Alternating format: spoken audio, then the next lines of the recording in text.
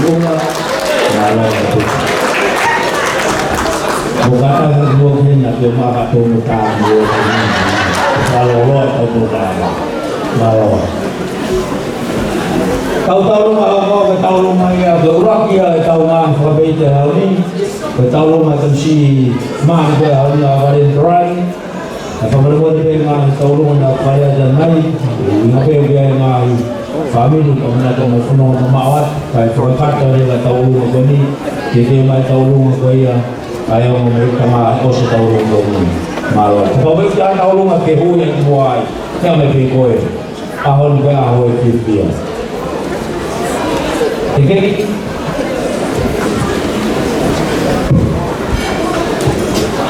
Kalau kita faham yang kata pun ada faham betul, bukan hak kaya aku tak ulah aku ni. Kita itu orang sekaya kaya.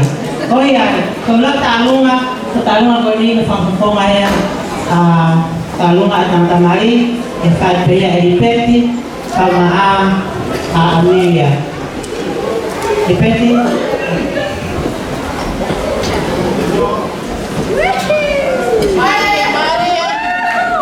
Aku yang ini ay tekeki o Amelia para wafet oleh PNI ekonomi taha yang Natasha Parani ini hal ohlu tekeki Amelia ofwati mai ko mali kata kimuya ela ngemea mai aula mo kale kihe ela ngifaya family katimoa mai mo asea kimua kihe que lama kita mamata ka ko ke ngai pame ite oi ahoni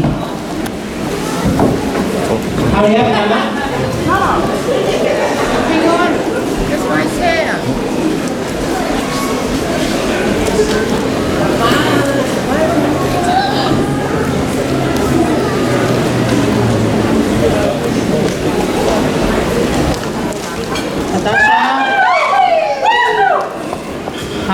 Natasha o to ay tektekyo Amelia pamitangan no Amelia o fakia ma mo mali kaya ki ana paidelia kubang na boy pulololi kana taktaha ay siya fori pet pero ali pet fuahe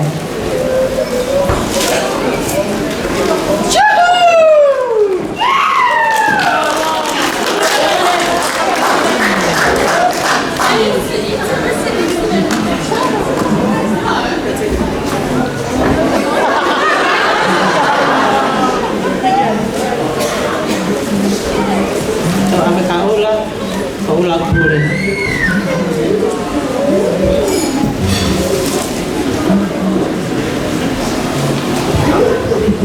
malam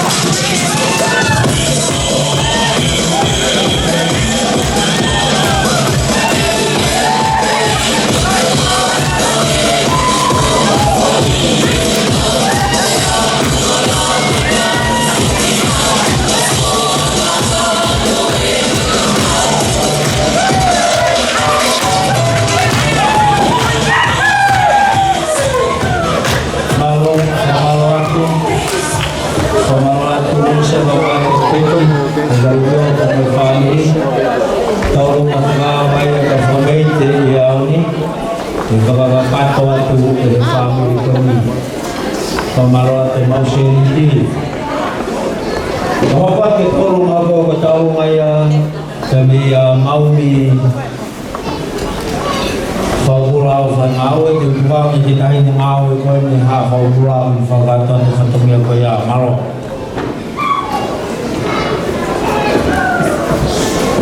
Ketlo, italamalo, o ifonua, te abuelo tu. Pero kumua ke fa ni koatu, ito ang abuelo fa. Italamata ya te abuelo fa itu mamawa. Kaya tao e botu nga e family e whakakakato atu e katoria masiva koel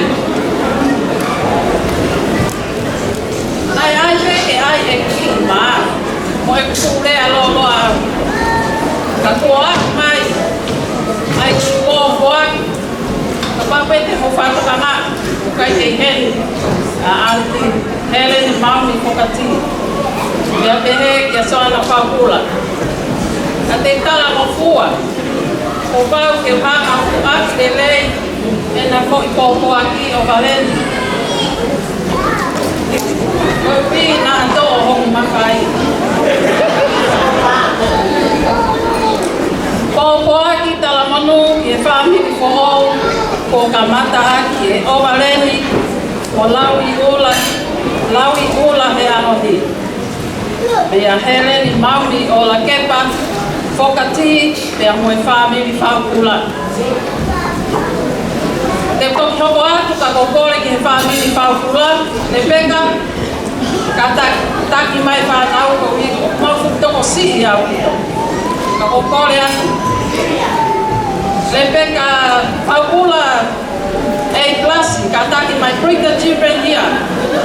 Pea moe ku tahine nga we ko no ai pai ke ka na mo fa pula mo anti mau mi o fa nga we ka to ke lina ka ta ti mai ko we dai ni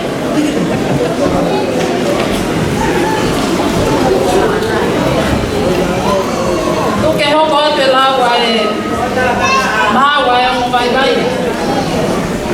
pagata ki e moa Kia himoa, kai lako lalo atu si fie auna.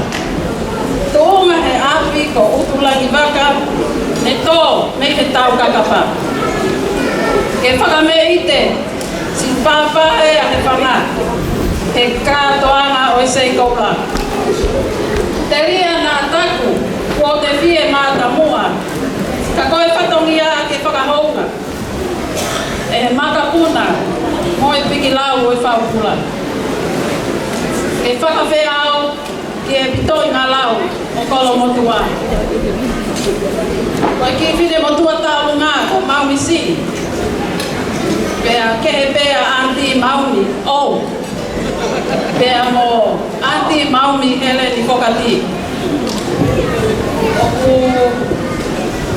kore aku ki he mehitanga o Maumi, pea mo valeni, ataki ka ke mea mai o huiange ai teki o ki motua tālunga. Pāngai tā ave, o valen. Ai kama mea mau le peka moi family, moi whānau.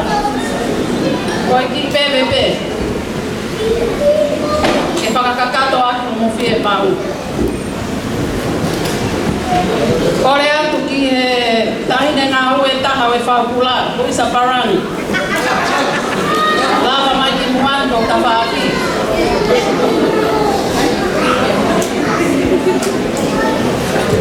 Helen Maumi o whai ngā ue. Ka taki mai o kuiange teki e tine motua tālunga.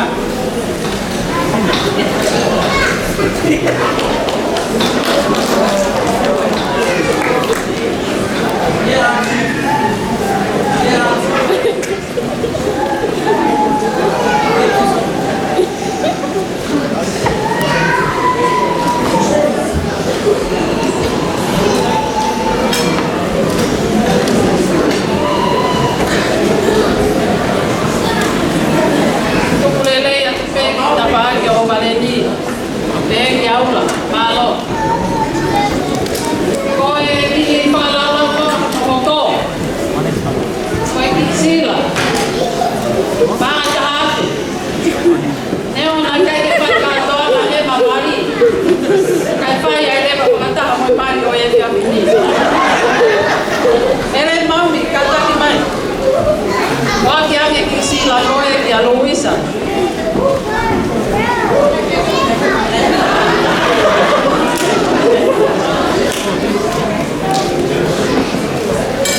Koe tuana o e ki fine motua tālunga.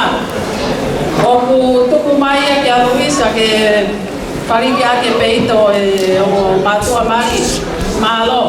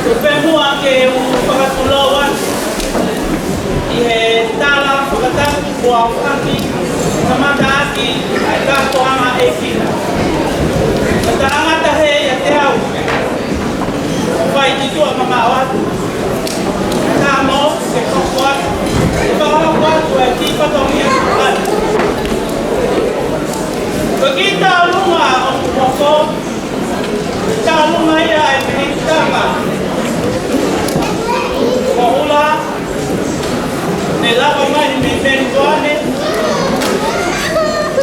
da Manusila, e Kaufata, o Tautono, e Gatoa, a Filia, e a Coelho. O Praia é Teki. O nome da Alma, o maior no Teki. O Teki. O Kaunana, o Rafia, e o Bandekana, e o Umla. O Moremore, o Uromo, o Valeni. O Kai, o Muki, o a Coelho, como Mekana.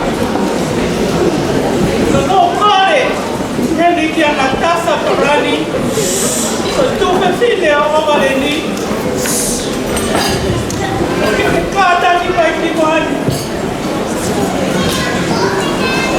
Alguém se levantou, o ilocou, vai levar ele para ver que está na ladia para cai que causa tá muito da cor e quando eu se falou Koya yung pokron hindi natasa baroni.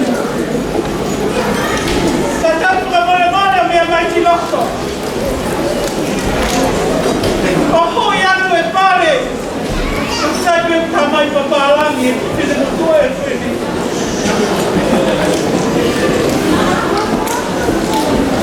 Kaya hawag yung marota by family doa. By family masiva eh. Ai whakatehu ka ko ki whai. Ki o ka wata whare masika. Au kai kaine mamau e mautau hone a whiunga. Toha po tau. Ki whakahaupa ki ai ofu ko whai. E whakahaupa ki te kakau ke a koe. Koe a ke kātango hui atu. Ka ki toa e taha koe na. Que foi a minha parceria?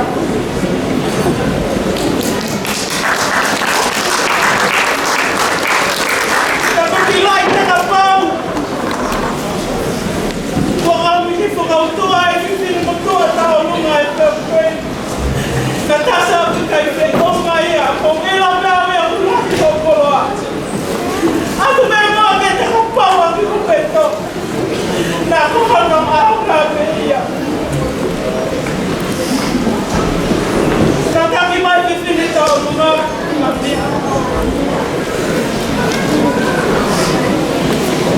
Koe teki, ke mamamuna ai lua mau pehitanga. Kakaine ta mai mi lua mako.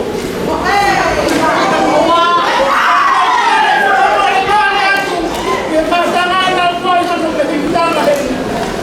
Ke tupe mua ke ukori ki e te whae. Ke hātua hoi hono teki koe pāngai ni mangi au. Liri au, koe kui ani, a awale ni, o ku kai tāu ko te oma. A whenua, e whai a kau ki kora toa. No hinga kamata ki mau whamite. Koe a whea e ofa atu ke te koe o mareni pa maula. E a koe te mau karakuno. Mau awha ke te koe Luisa. Tiri au kai o ma Francisco e whāmiri o mareni. E awha au whoto ko mau whai. Ia ke karoa e kura mo monua e whamiri sika koe. Te lewa marama. Tua awha.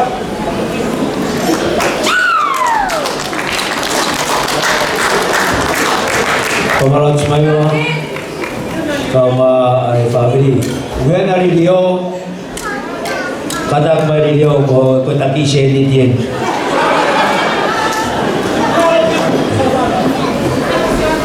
Bukan, lang may pera ko sheni dia.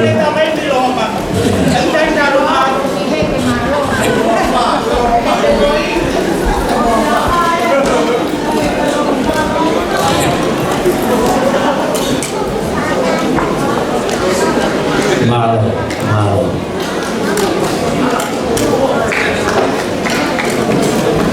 Hindi ba taulong ang merisime kamanifanaw o sa taulong ba niya?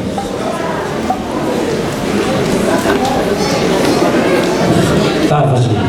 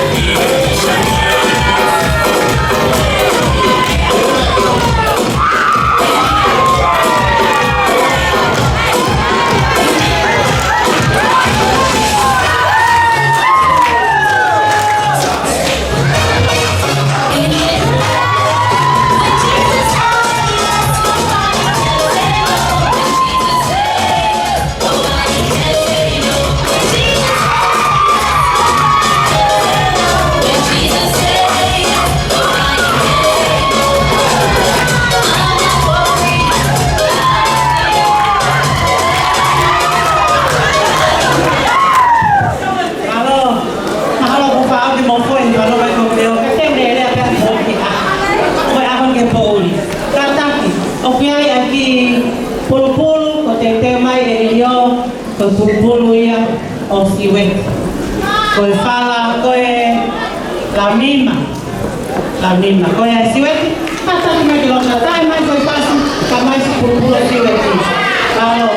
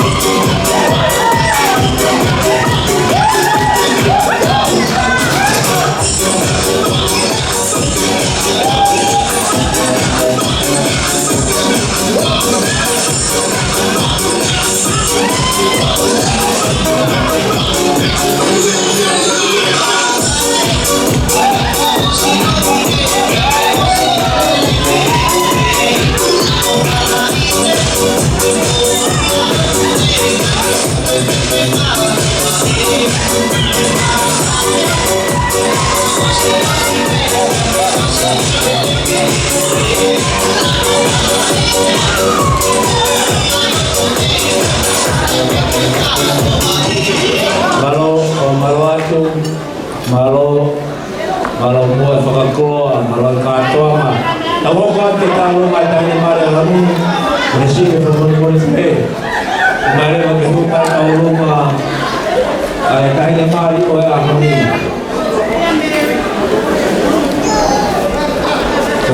Talo mai o tau kwa te tani ni, te ria mai talo o koe ea resipe, kai me tau lunga taha o kosi pao mai. Kalau mai tani mari okey, padan. Aye. Kalau mai kalau itu apa ini tahu kok pakai aja ni malo.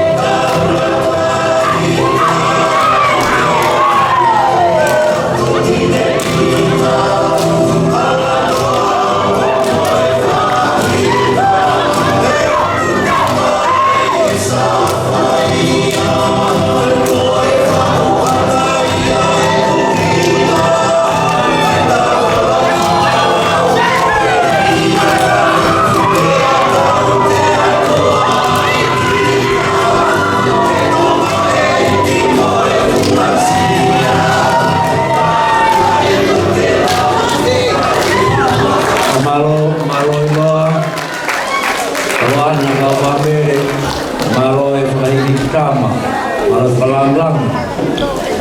Pagkat ito kami hindi tao lumayan si Meresime, ipangawak at may tao lumayan ko ini. Pagkat bilang tao tulong ko ito kung yay kang tao lumayan, lama ko ito ang tao lumayan po malo. Bene?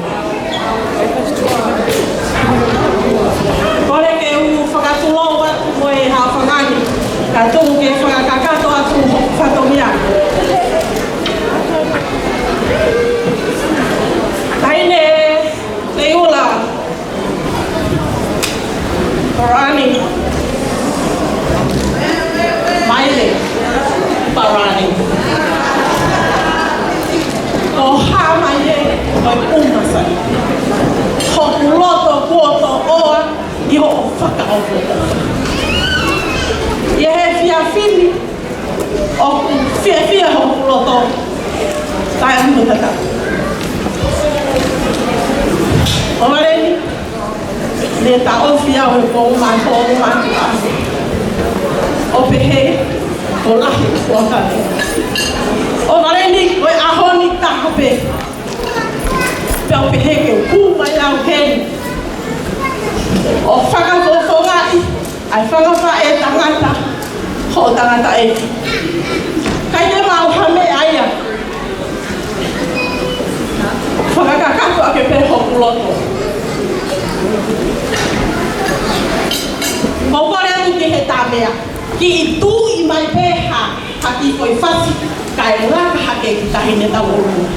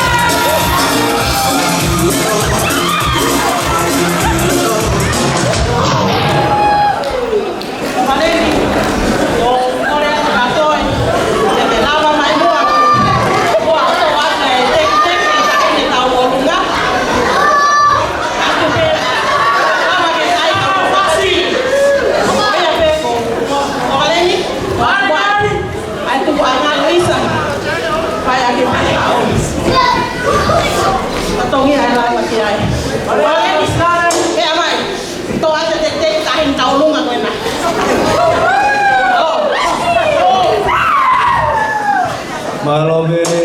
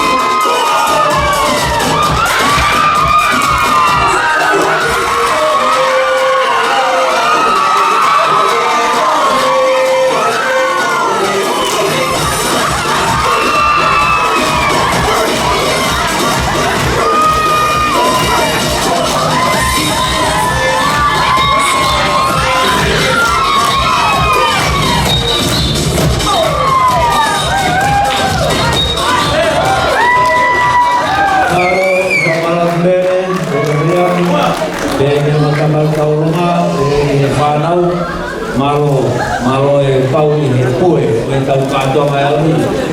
Pawai ke whalo tui moro, yang tau runga hu mai hen. Teu mai pe tau lunga ka wa mo ke kai ni bani te whakata te tau lunga malo. Kore ke upang mai mai pakatang kuko semua apa kita melihat loa ada pai ke kau. Kai ada mo ko e kini mo tua ko e ke whakau ko ha patoria. Lau iula kau maareni famore kai tuku moa ke uhanga kore kai lopa mo mere pusiaki mo ka faika ke whakata mai kau tuki o luma he kono inga ko ilo hoku inga kai toki talatu a hoku hei ala ke utakai ake ke tuki o luma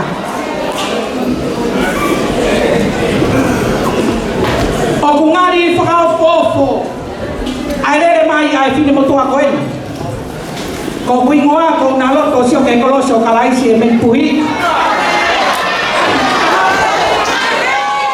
pero ko palo festa e vai ho matai to mo kamaloni ko pasa sa ko professional social security ko no winga o kuika ke mau to hela ya ko fai kau ko kamaloni ko tata na ki mai peka matai to yo atre ka ko ahoni Tomoa ki hoku hingoa ke whamatala ai ki pai kere hei laura o kou lere te iai. O kue kei au e rei mātua puhano hinga e kwasi. Ka koe o hinga e ni whakamore more muista mo e kainga me hala manga o no. Ko e whina matua pui e ni ia a mere pusiaki te a moi loa. Te moi makapuna koe ni o kulere a ki mai he a honi. Ko e whangaki mo puna koe ni e iloa te a me he tāki mo i ata. Ai mo puna si kono hingoa ko eve i mato kai o fato toki lalo. Kolao. Ko ki mo puna lahi o mlele mai pea me pere hake mi malu a mapa mate ki fana toka ana o fanga te gol o roto malu a mapa. Iloa. Fana nga manatu a ko. He kutau taha e potua. Ko to nga ane kono moko punai kai ke ulava ke ulele mai ka ko uinga he kono ofa anga ko e tala mo fua pe e tai ko to kai fa mo le more ai kai nga o men li ti wai kai tala to ho ko nga me pa sa mo kamaloni ko ana hi mai la ko mo to lahi o to puai tanga pe a fefine a hewi fama ka ko mo kamaloni hawa kamaloni ko ne fai fe kau ka ko wi ko mata ito i hata pa pe o maman o ko la ba pe au ya pe ko ta lu ta kai fara ki le ma to mo na ma hu ti si pe ko fa hi angai te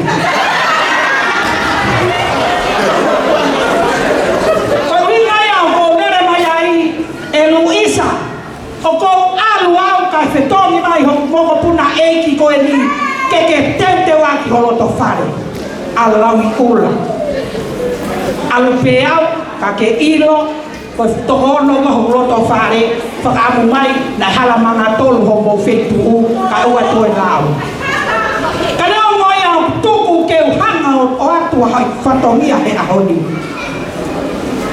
kiloa Kapau nai boia ke pueri ho motua kono lo topi pe te fai pia taure i fa more ko fono manu e mo he amashi na tokolahi ke fai ho fakalagi lagi ka tu pe mo ke tala ki ploto fatomia ko ki kuku ko fai mai ho mata pure te mari ko ni te ke fai teri ai taure ko le mari pe taulua pa ke fai teri ha ko ai kai toku pe mo ai ki teki o eveva pe amo selu mo ngawe ma ka ke tonu ke to taria iloa o atu pe ai lo ke alo kalap ka batonga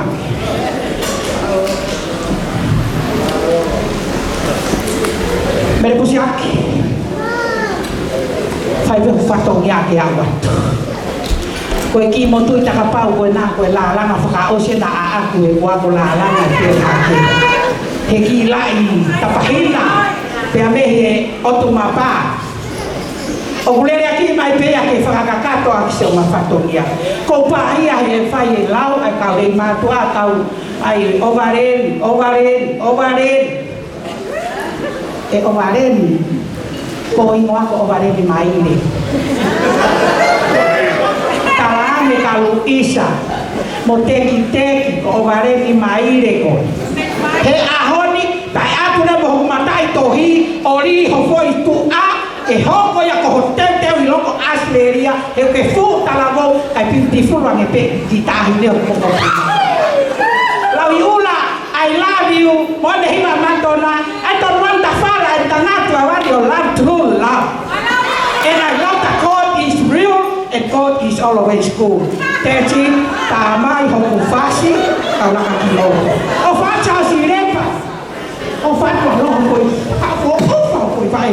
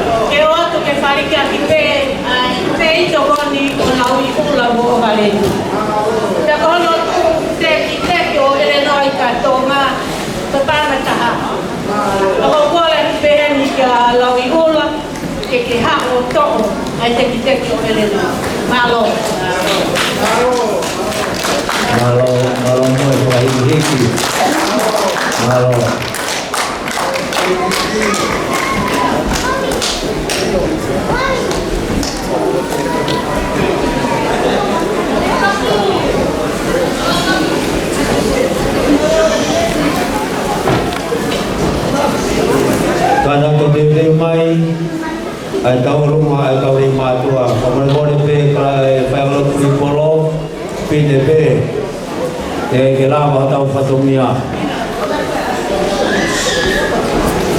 mau mai ka mes ke kali de tau dok malang ai fa bom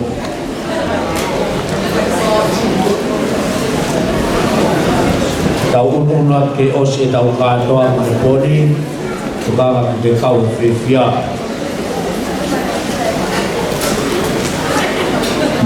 malo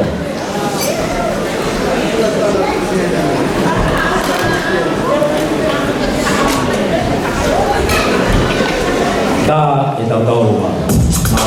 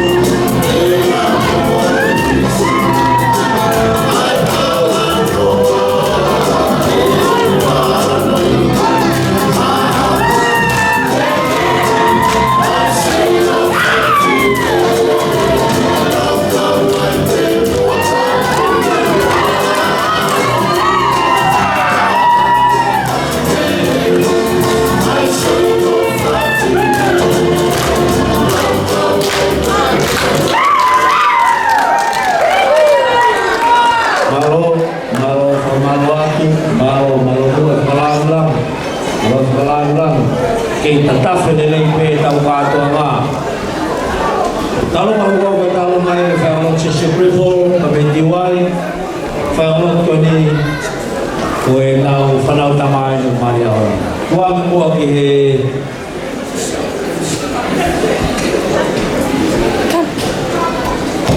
tak ko de pon ma ka ta ke pon ma ta lo wa ne ko yo mari ko ne aoni ko tangata iki a Francis ko skektal senyari fa ngalotu ay ako yai a Francis ya tani mi kada ko to si ke ono to at hamu fasi dai ko mai ona auto me akabu to lo wa man tama fasi tribolo mari.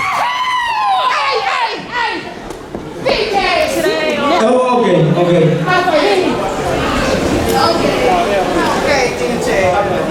Ore mai te whanga whata kosona o whakita ata moki mautoro whanau youth of Niwai he ke siasi ke whaiha ki whaka mei e mai o Mario e Ahani. To my my dearest brother of Anemi of Oatuni of Alahi Kiatekoe, especially to your beautiful wife, Ula, of Kumau Fia Whakataha I your whakapo I your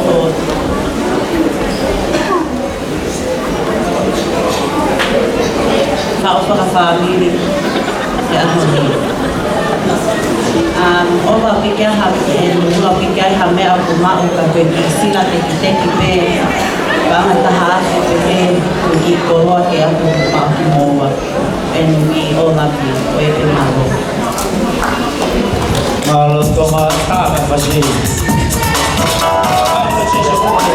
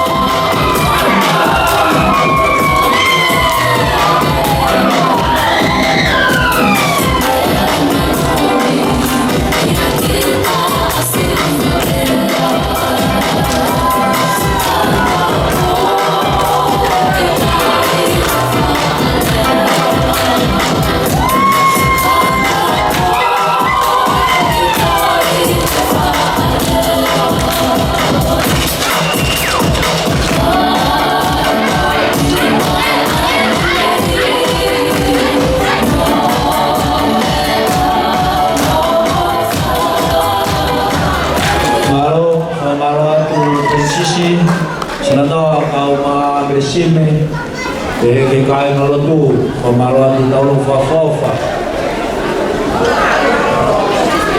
tawofa ke tau ma bani ai o ta ke ke ke wa ko pe no ha malo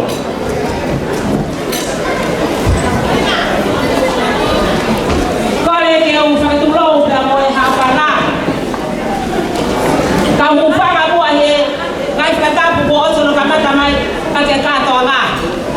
Ka ofa mua ke ata, ka ofa ke ngofua. Mo kiwi na motua ko kita.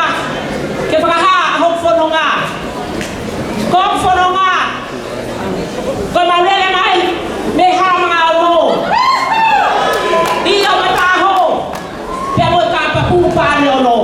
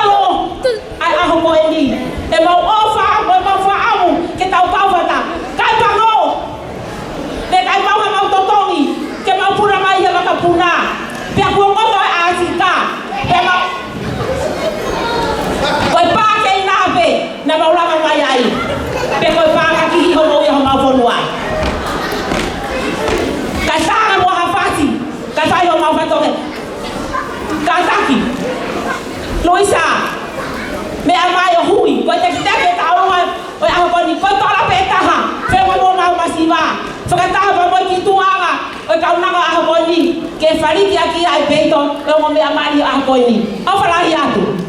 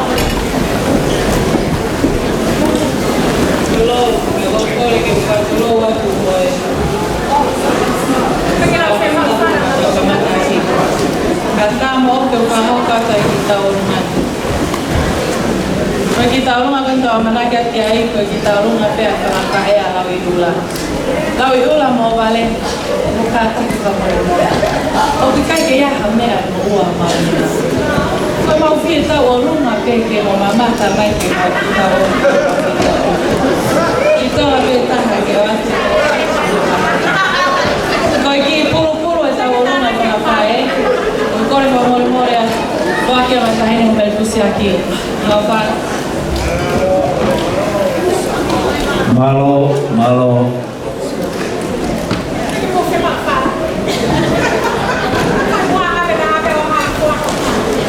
Tá, não vai ser.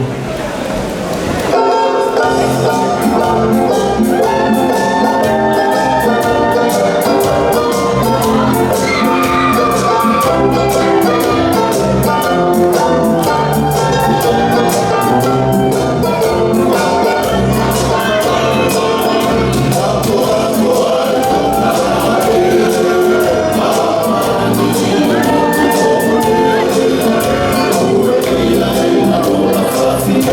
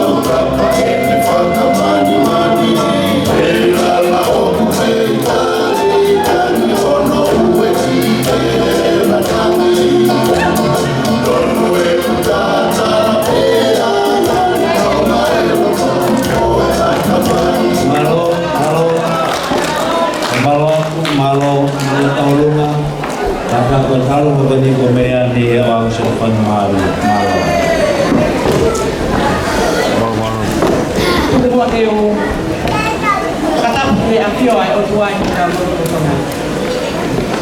Kau nggak me salah kata kan. Tangan kau ini ke sini. Kaya mo ako. Kaya fa hoko. Ati fa komia. Kau silo ke sini. Neo mo inengai ma uloloa. Kokorea tu matanga. Omi demo hafai ngamari kau sini. Hala mo ngaloto kunga onetari. Panga ko pakatolo toha. Vai ko au tanga mea. Na whakaana ua pia, na umi noa i hoa koen. Koe nau whanau ka mai, o kua ka mai i laha koen. Ki ta olunga, o whanonga o whotu e te pini. Muka taki, ka whamiri ta e iloa e. Tuku pe mua ke mau whai, ka whakalaulau ronga, whakaosi, he mau whanau ka mai. Whanau e ni te amoe, whanga makapuna, kau maai whanga makapuna, o lo seri, pia pina. Kai ea kame aia, te mau mat, te koe whamiri masiva e. Ako ho maulo tōko toa, o atu akia, a whame ite o e te pini. Kore atu, whanau, whanga maupuna, te amori hako kotoa, pina mo lo seri, kukau tani e. Na o apito, tā mai hawasi, tā pipatu, toto, mo te kare.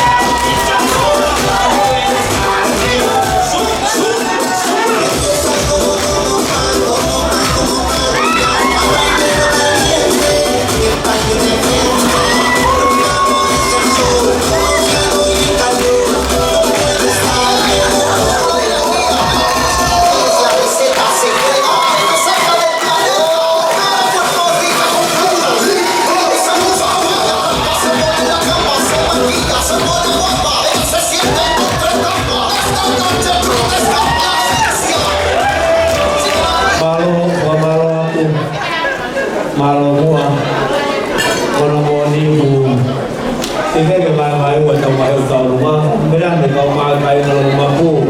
Kalau mau menatu, malu bagai lagi hiki bagai daun. Lam dia Maria ni mau lo dia mau bagi ini daun.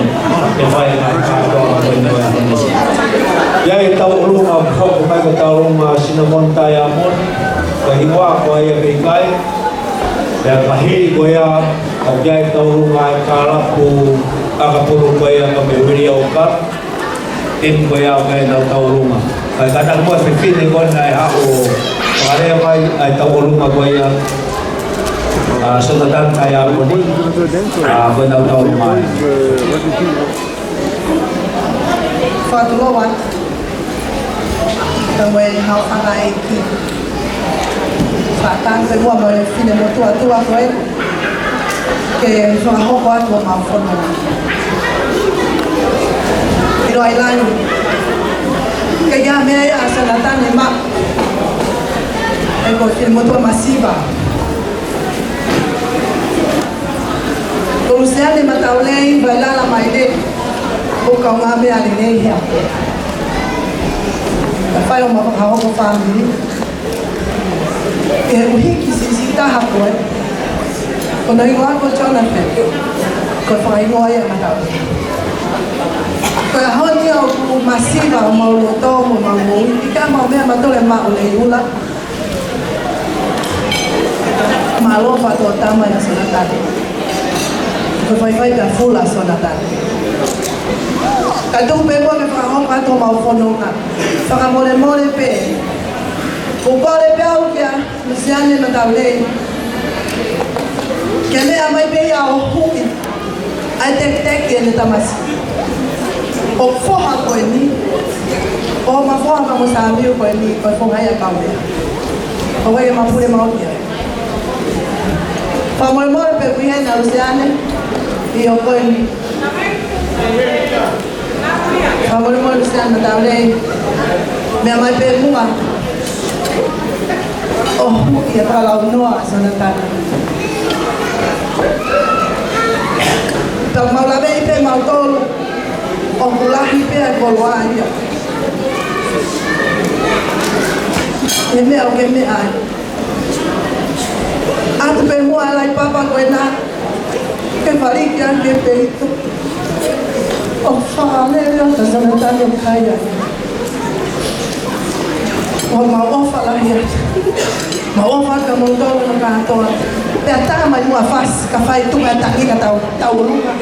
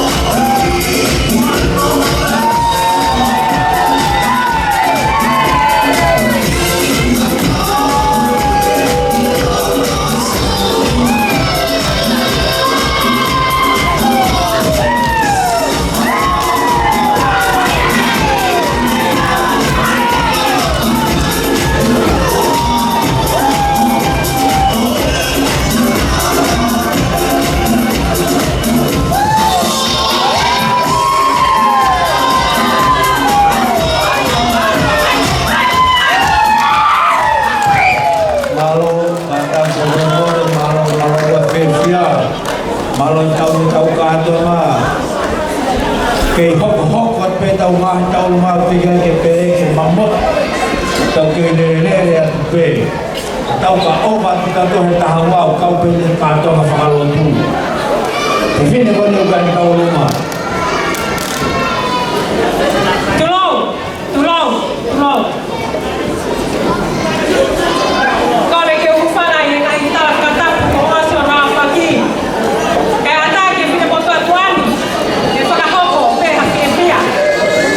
Kaya ko makai ko piu kumalo ki boto atau na tas kwe. Ko e tu e awa ko ni. Ko e fia pe.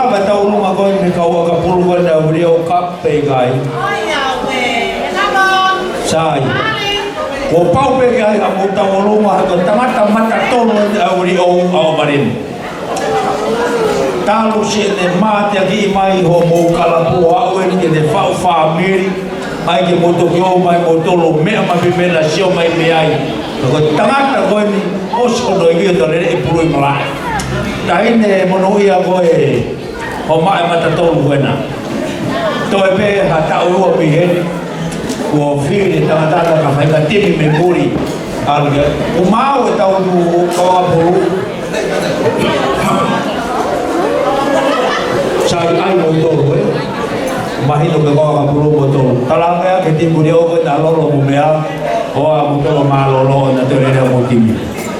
Tahu kau di talu tapun ya poni. Talu tapun ya poni faham talu kau jana tasa. Fai mongau ikut mau ya tengah tahu de PPI. Kololo kau coaching ai fai tini beliau. Pas dia. Pas dah. Tenau kalau best tenau dia ompe ibu tahu.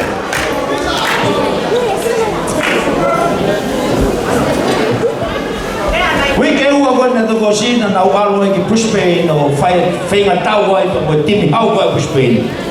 Ha he timi da tu hoi mo ki na do. Pe a to e pe nga wiki si me he no to ale ne o kap de min. Ko palomes mai da de o sione. O ke manat ke fai ko Chuck Norris ko never ever surrender. O ke he mau to ia. O mele ke tau ni never ever surrender ke timi maman. Ko yo mo pasi mai coach kon to wani. Kore mai taki ke me mai lot. Ko mata tolwen ai tini. Botol ko ke mo uhinga mari ai mata tolu o uhinga ia o pehe to kuang o kihelok ni sini. Ko ia o kunelele ipulu. O tangata. Kadang mai kau bainga. O na kau bainga. Igaan. O mai kau bainga.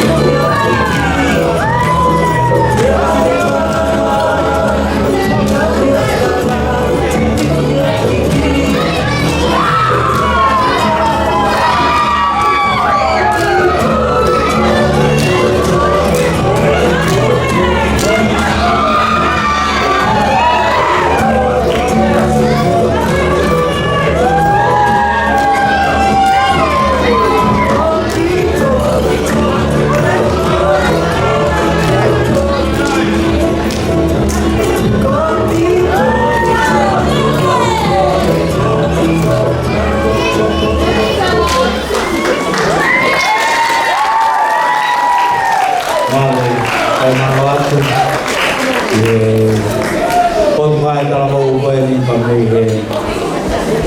Dia ibu peta.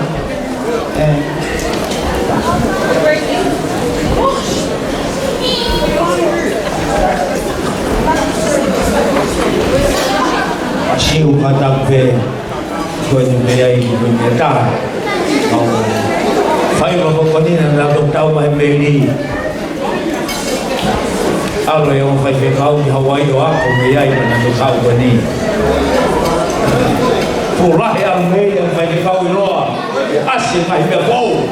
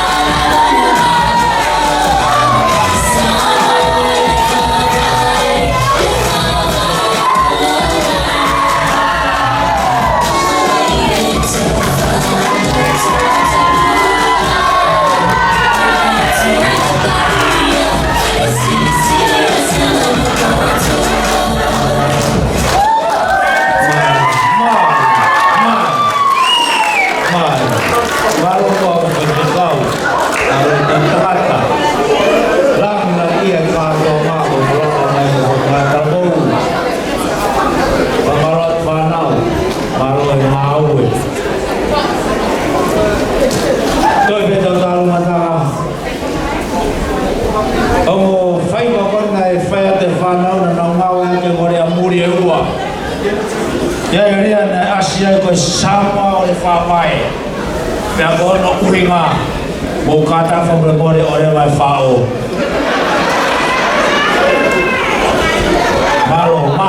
malo mua ka tangata taine ngao le lei pon masiwen amanaki hara o pau kwata le tauluma o farahi le faiwai o ele atu malo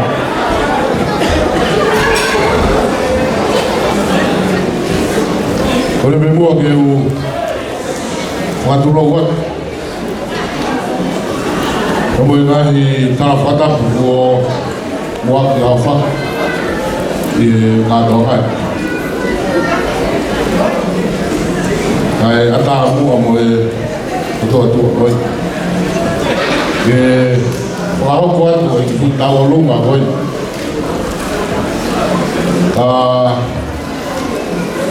Kibu ayah kemarin kau burung dia vialah dia pakai kau yang boleh fight for tu dia aku maafan tapi aku semua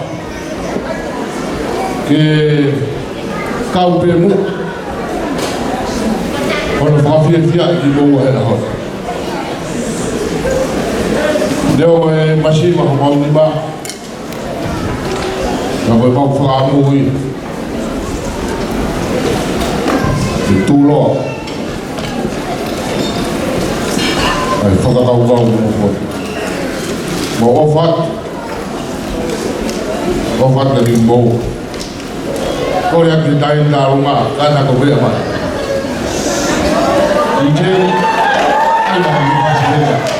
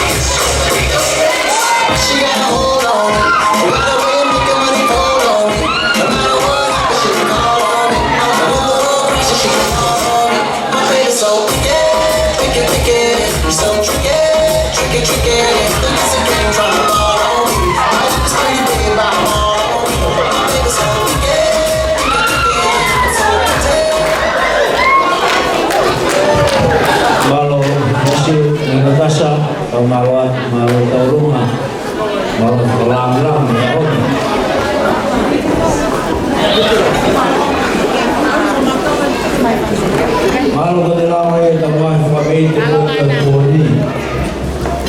Huwag ang peke, nakalimutin ang magandang huwag ang kayo mamali ang mga mamali. Huwag mawin ang kitawhan mo kung nariyaw ang bon.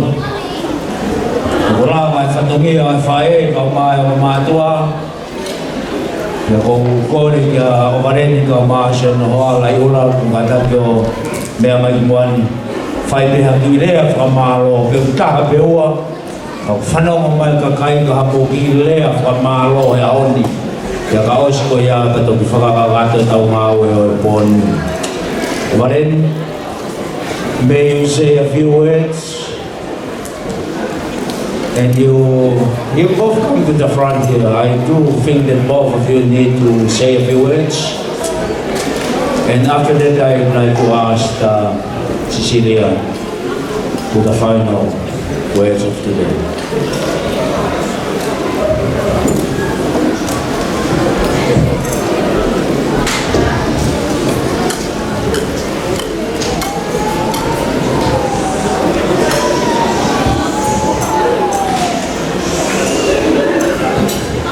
Too much talking stuff today, yeah? Too much talking stuff, so I'll do my speech in English. But I'd like, first and foremost, I'd like to thank our Heavenly Father for bringing us here and for giving me such a beautiful bride. What do you reckon?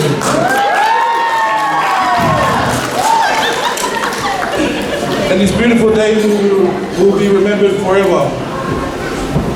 I thank Mataule and Felipe for raising a daughter with characters beyond my knowledge and imagination. I thank you for raising a lovely young woman and for allowing me to take her hand in marriage. You have raised her well, and I'm glad Ula had her eyes only for me now. She's one of a kind, and I thank you and I give you so much praise for that. As her husband, I will continue to love and care for your daughter. With the help of God, I can do it.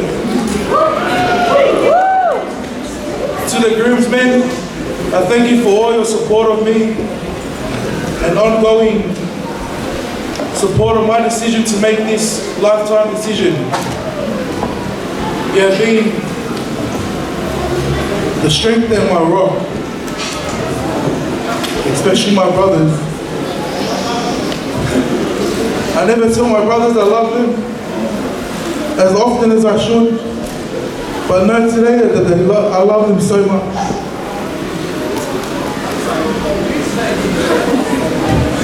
To the bridesmaid, you all look stunning. And thank you for being there and to support Lau Iula. Goiaba. 10 points.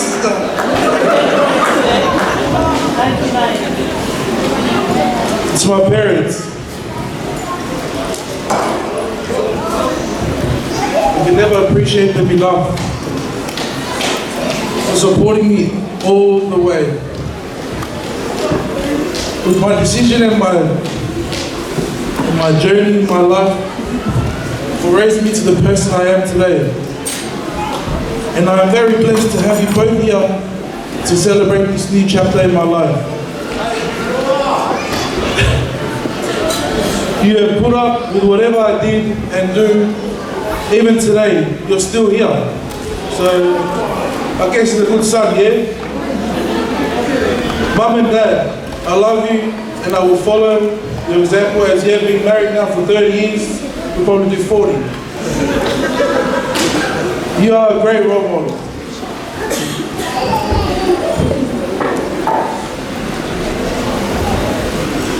To our grandparents, Ana-in-law, and to my rock, Julio. From birth to this hour, if it weren't for you, I don't know where our family would be. Your labor can be seen throughout my life, and your dedication to the family is compared to no other. So I thank you, our grandparents, for helping us and raising us as well. To Reverend Cecilia, Dubois Thomas, I have not been the man that you always raised me to be lately. A storm had hit me, and I'm flowing with the wind, trusting that the Holy Spirit will guide me back to Himself.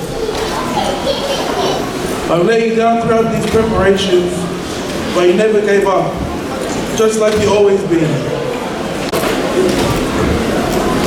A special thanks to my uncle, Reverend Nanisoti Namake, for coming from New Zealand to celebrate my special day, and to my uncle, Bishop Bell, for coming from Tonga.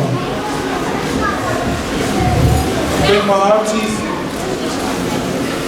especially Auntie Teki, my mom's and only sister, for putting up with me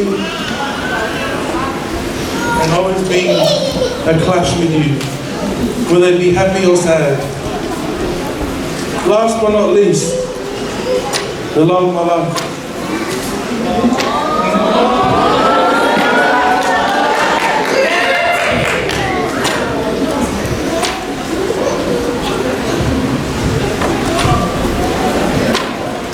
The love of my life, the making of my soul and my whole being. Mrs. Loviula Barani.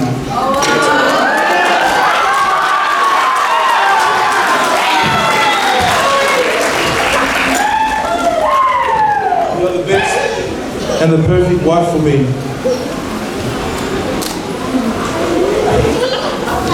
You are very supportive of everything I do, which shows how passionate you are with what I do, whether it be for work, for footy, or for church. You are very patient with me, and you also challenge me very much to the best I can be. And to our beloved baby girl, Amiria Safira. Ever since we started hanging out to eating together, it's been the best life experience for me. And Amelia, whether you understand me or not, you are a very big blessing to my life. And to everyone who is here today, thank you for taking the time out of your busy Saturday to be here to celebrate the wedding of me and my wife.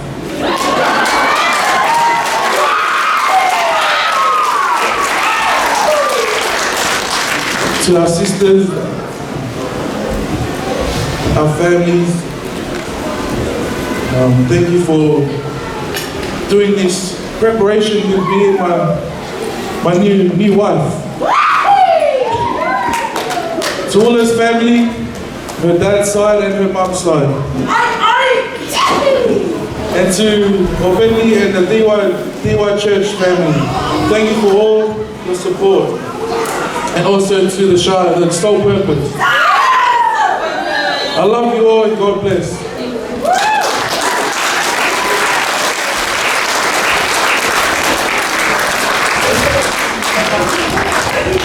Pamalongaoga, Pamanhoa, Lavare, Rei, Guanyahon. Lagu Amaris.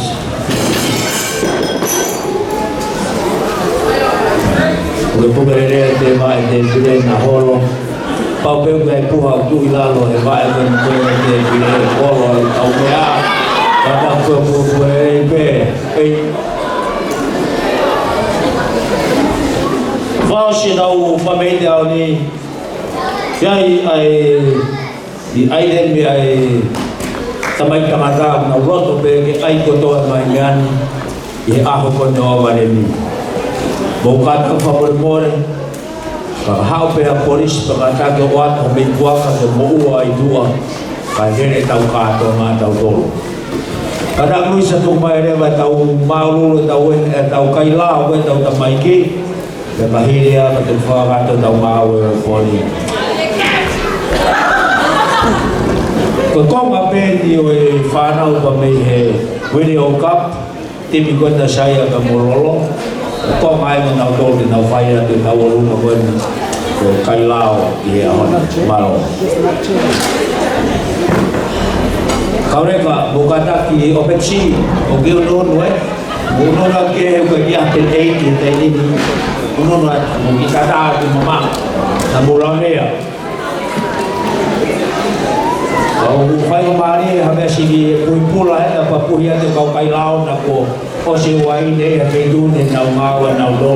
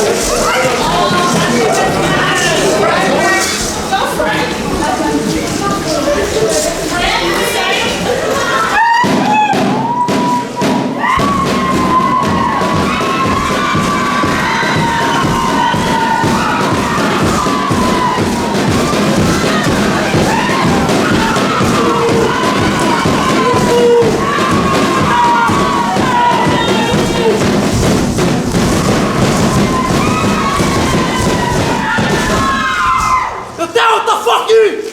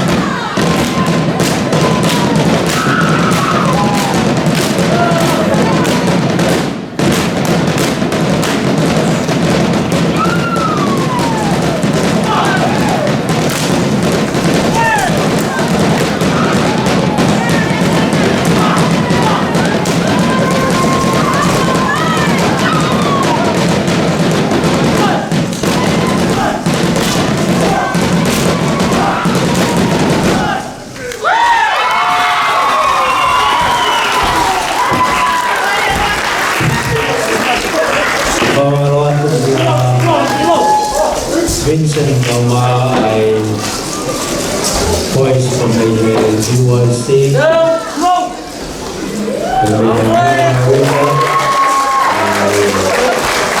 Saya berapa pokok itu nama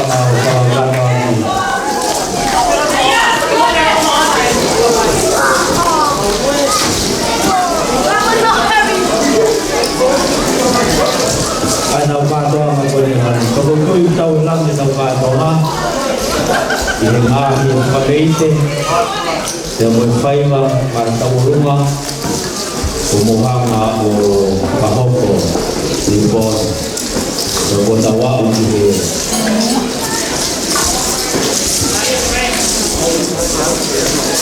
chỗ mà lấy người tàu qua tàu ai đó tàu tôi yêu thì biết Kemarin mama iulah pergi ke apa ni. Kita nak pergi ke tukang jai, ke kahwia ke tukang kemarin ke sisi dia ke kau ke bawa dengan orang. Pemalat tu malu kita tamai orang. Oko firma wa BMC omai. This is maybe the last one. Kalau firma pergi file omai Frauschien oder Schienen. Lagi dia gitu, kalau pada mau firma itu kita pada ini, masih pokok logo masih niaga kok ia, betul kami final mau je. Kalau tu ikut dia lama dia. Kalau firma tu kau pergi hon, mau firma awak je, kau MCL. Kau faham pergi kimia bani, Frauschien kia. Kato kau nak formali kau he, aku nak tahu mereka muya mua, all of them. Aku tinggal dia hatta haya hau ni nampak. Petai ke, petai fu, petai malau, petai apa yang mereka. Never ever. Kalau tinggal dia palomes tu dah, I find that hekai dia tak hamalu berfahami. Kalau faham nak tahu dia asami. 27:4 Trust the Lord. Mereka promise mereka tua. Falar mai bigo kadel. Tena awul tu tamis. Kalau menuan kau menofumari. Pada waktu ini kita kau ni mau. Pada emai umai tu. Kaya yang tua yang mongal betul. Ofat kebutul betul. Botol ko to pe guhen ilo ka ma family ko botol na me pitu sila ngai fitu de ko me kai fadawa ke do ma fi tata ke tau ko ma pe ka ke ma ma wa bong bongi remember al pelotu ka bong o fa ko botol ba ka si si de Thomas pas pasi ma fa ka malo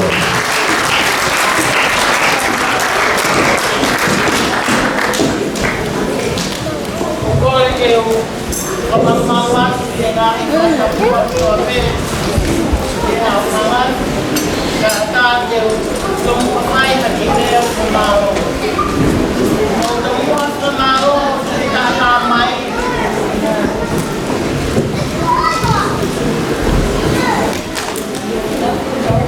no oh I see that's what I'm not kau semua semalu dia Tamai he mani.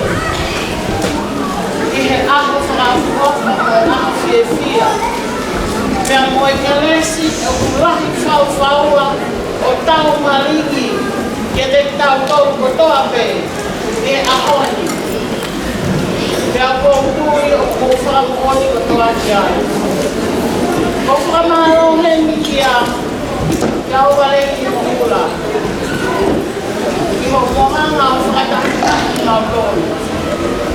Tea mo whia tea ngā orea ki au. I ao maho inga o momo oiso.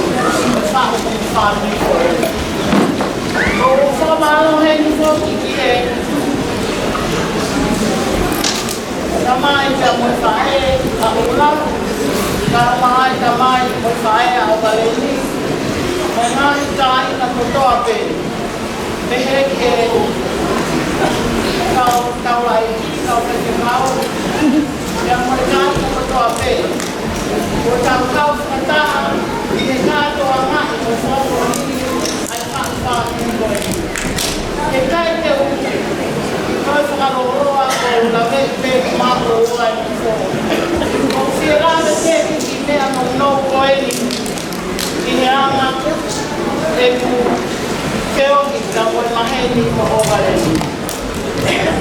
Allow me to say this, and I want to share with Kura and the whole lot and the relatives.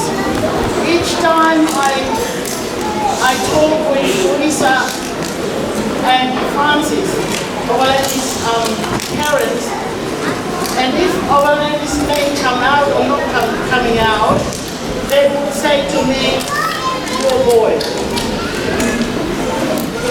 go tamasi." Ako matulawan ni mo ang may mama o magaling o family o kuya o galing.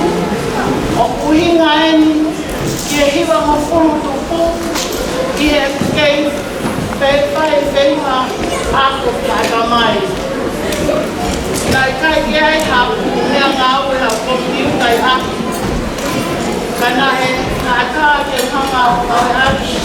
Ani ang awe aki ako na kama kaya. Kaya na hello kay aki ako ko ri. Kaya paule ba kaya ito ko pinta. Na omga ba Luisa ako valeni. Ono kikilo ko sipi. Mo me sea ko kapa aki. Kafai asani. It went on for several years until I graduated from university. On the way I prepared and wisdom of Francis for Tamasi. Occupy from there and 5 years after going, when it took on laughing and fighting there. I believe without his help, those years, maybe I won't be standing here in front of you. Maya po kapahan at ako'y kawalin. Diyan mo ako ay lawikuwa ay ko. Now masika.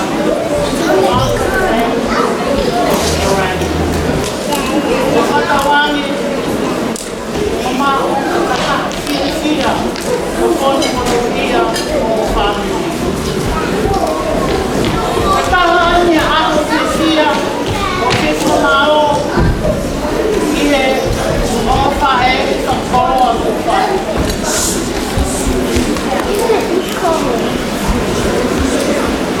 Eu estou na pena uma categoria para dar civil, para a categoria.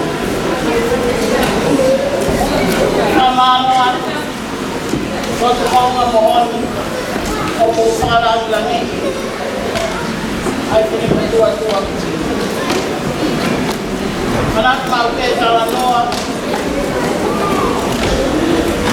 dan mau kaina, aku fokus ke mata, aku lagi ni ngawe, ay siasi.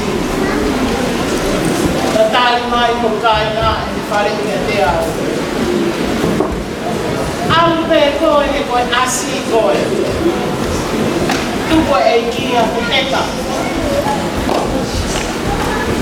Ko va ka pe ko. Pe di fa ya ko ka ai ka te ko. Kai pe ko pa to ya. I'm sure your love, the warmth of your love, reflected in the atmosphere we feel today. The people are happy, from the youngest to the oldest.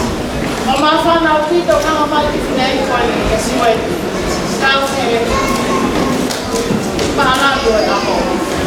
Kasi siya upito ko mawa. Mama okasyon ko MC. Mo to me kai na ako. Why kita ano na tingap. Oh, Mawel foi sea of love.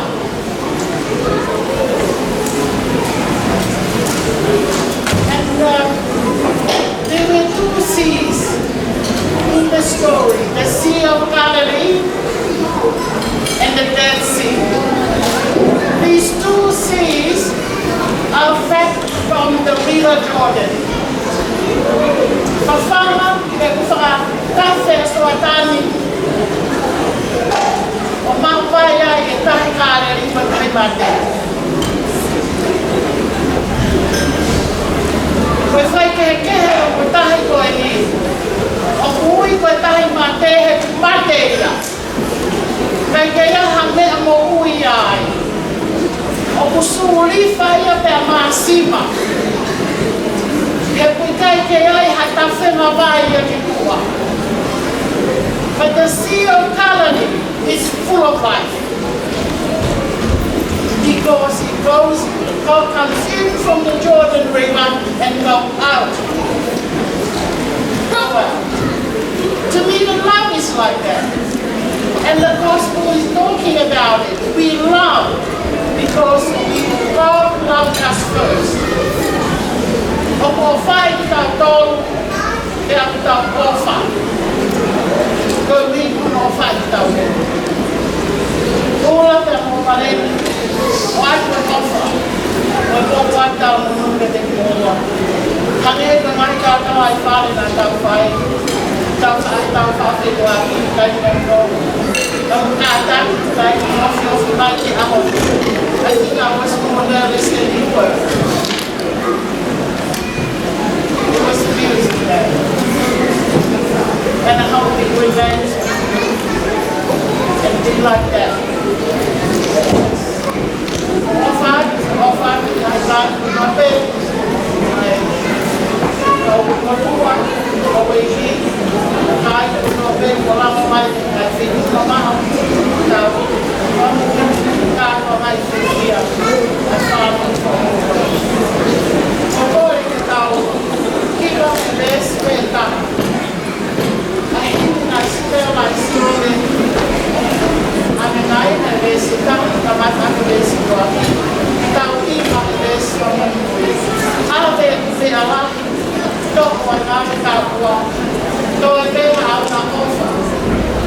We won't give up the best.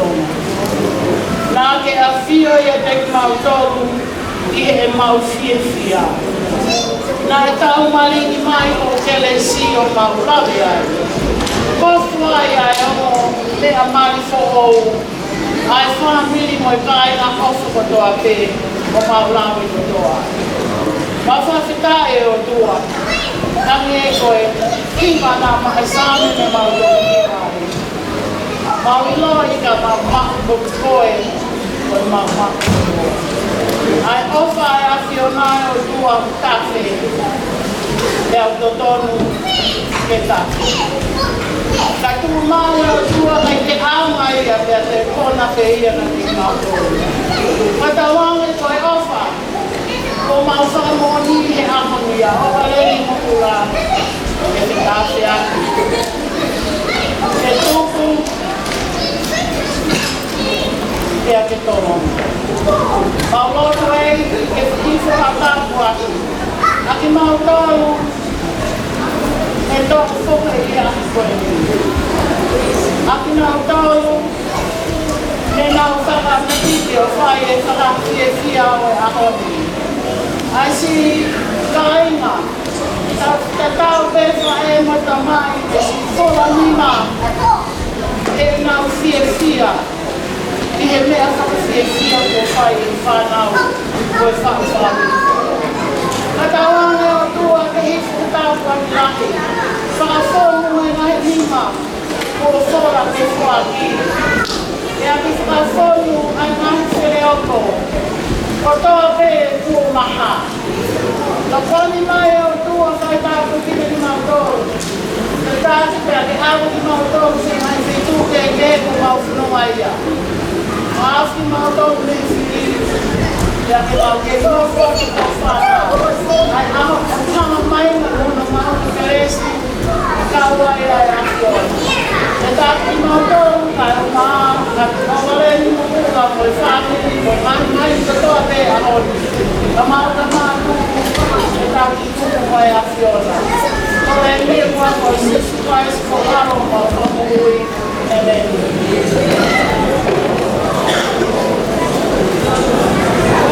Pamalo kita sukau, kalau ada tahu kau itu kau itu kalau kau tahu lawa, osia tahu kau itu mea tua, kau itu yang kau yang Allah hina, kau ni maya faiva mo Brenda mo Francisca mo Filipe buka tak itu kau ni kau mau Ike wawe tahu kau ya, kau mea teu siapa dia mumpung malo.